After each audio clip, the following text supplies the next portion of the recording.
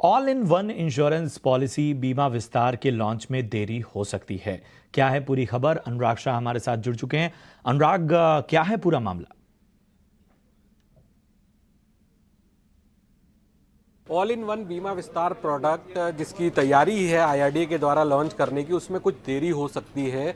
हमारे सूत्रों से मिली जानकारी के मुताबिक जो जीरो जीएसटी चाहता है आईआरडीए और फाइनेंस मिनिस्ट्री की इच्छा है कि जो जीरो जीएसटी हो इस ऑल इन वन बीमा विस्तार प्रोडक्ट में, उसमें देरी हो रही क्योंकि जीएसटी काउंसिल की मीटिंग है वो नहीं हो पाई है।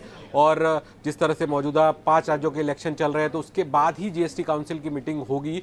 तो इस वजह से बीमा विस्तार के लॉन्च में देरी हो रही है। बीमा विस्तार जो एक प्रोडक्ट डिज़ाइन किया गया है जिसमें एक प्रोडक्ट के अंदर ही हेल्थ इंश्योरेंस होगा, लाइफ इंश्योरेंस होगा, प्रॉपर्टी इंश्योरेंस होगा, पर्सनल एक्सीडेंट कवर होगा।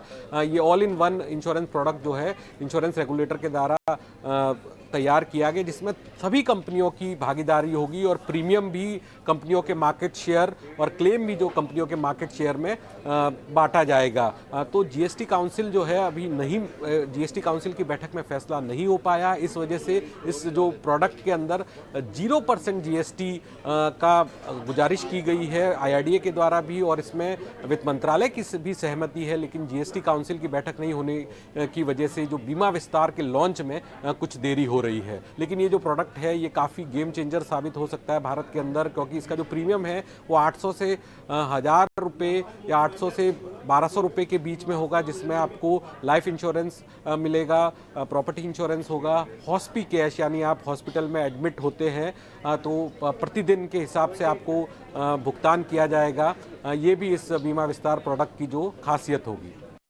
शुक्रिया करेंगे अनुराग इस अहम जानकारी के लिए। तो हमारे सहयोगी अनुराग आपको बता रहे थे कि जो ऑल इन वन बीमा पॉलिसी की जो इर्डा ने तैयारी की थी उसमें देरी के क्या वो फैक्टर हैं। चलिए इसी से जुड़े इंश्योरेंस सेक्टर पर फोकस करते हैं।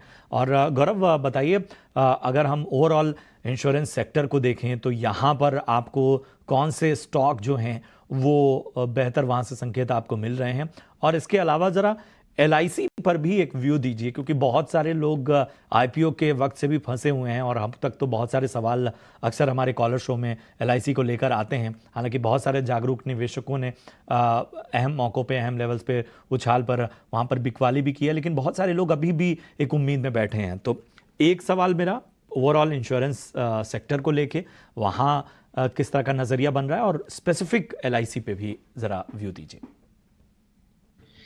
देखिए, निचले स्तरों से एक अच्छी बाउंस बैक हमको देखने मिली है इंश्योरेंस कंपनीज में, और एक अच्छा अपसाइड हमको देखने मिला है। वहीं अगर स्टॉक देखा जाए जैसे ऐसे पोटेंशियल है तो ब्रेकआउट रिटेस्ट हो रहा है वीकली चार्ट्स पे, तो एक अच्छा प्ले हो सकता है।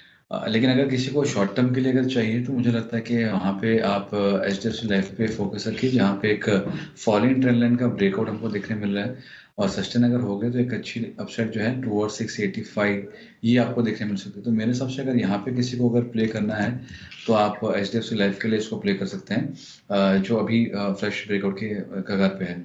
वहीं अगर आप एलआईसी इंश्योरेंस की अगर बात की जाए तो यहाँ पे आपने बिल्कुल सही कहा कि एक निराश किया है कहीं ना कहीं, बट हैविंग सेड दैट 590 एक इमीडिएट तौर पे एक सपोर्ट है, बड़ा सपोर्ट नहीं है। लेकिन अगर किसी ने ट्रेडिंग बेट्स अगर लिए हैं तो 590 के स्टॉप लॉस एक बार बने रह सकते हैं। सस्टेन अगर हो गया तो ये भी आपको 650-60 के लेवल एक बार दिखा सकता है। तो फ्रेश एंट्री के लिए नहीं, बट किसी ने अगर लिया है तो एक बार इसको होल्ड कर सकते हैं, बिकॉज अगर आप वीकली चार्ट्स पर देखेंगे तो मल्टीपल बाउंस बैक्स, मल्टीपल पुल बैक्स जो है वो 590 के आउट लेवल से आई है। तो आप on a very immediate basis आपके लिए सपोर्ट रहेगा।